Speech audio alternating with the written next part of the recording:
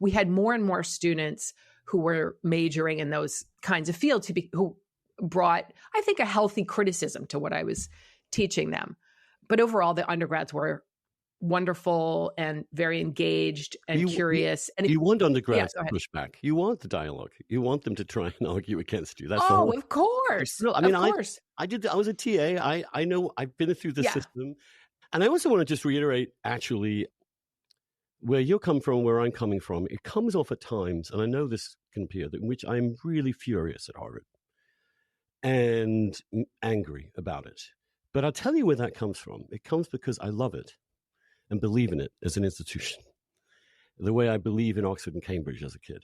The way I feel that the West's essential, as I said, its lung capacity is in these little oases of freedom of thought in which you leave behind politics and you are genuinely entering into dialogue with anybody around truth, around science, around literature, around history, or any other. You're trying to figure out the truth about the world, which is what Harvard's motto is, Veritas. And to watch that be thrown away is not just distressing for those of us who are alums of these places. I'm an alum of Oxford and Harvard, as my ex-husband used to constantly remind me when I would stub my toe on the floor.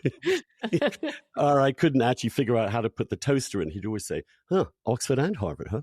Because I was such a useless idiot.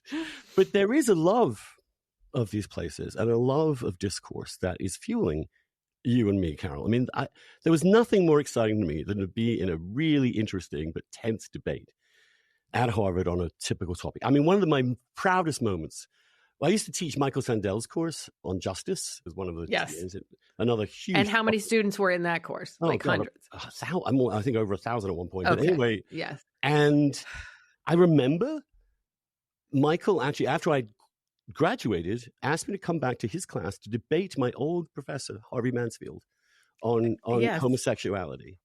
And you walked in that room with me and my professor going to go at it on marriage. And it was just, it was just a very enlivening and invigorating experience. And not only that, but we were able to disagree. And in fact, some people in the crowd were kind of mean to Harvey Mansfield. But I love the guy. We disagreed. We had a great time. Everyone was talking about it afterwards. This is what the university is about. Get them to debate. And Michael Sandel was brilliant at this. Just this wonderful sense that we can say anything and ask any question of any statement and figure it all out. Yeah. And we will not reach the conclusion. This is a never concluding, never ending mode of inquiry. It's a conversation. And we don't want to end it. We want to keep asking the questions that keep the conversation going so we better understand the world. I know this sounds a bit pious. I just want to jump in about Harvey. He lives down the street, and I've gotten to know him a bit. I've been to a couple dinners and parties at his house. He's married to this wonderful woman who is 30-something years younger than he is. And he's still doing great, of course. He's, in his 90s, I think. He was one of the first people who reached out to me when all this trouble for me started happening at Harvard. And I hadn't known a lot of Republicans before all of this happened. And I've gotten to know many more Republicans, many conservative Republicans, religious Republicans, people who are against gay marriage, against abortion. And I haven't changed my views about those issues, but I've changed my views about, or my ability to hear people who disagree with me. And I have so much respect. Harvey's one of the nicest guys I have met. And when I went to his house, he had all kinds of students over there, young students, gay students who were having problems, I think, with their families that he had kind of adopted. He had every sort of identity. He's a wonderful human being, but I disagree with him about a lot of things. And he's interesting and he can go at it hard. And so I just agree with you completely. Hilarious. And that's what should be happening on campus. But he is a huge outlier.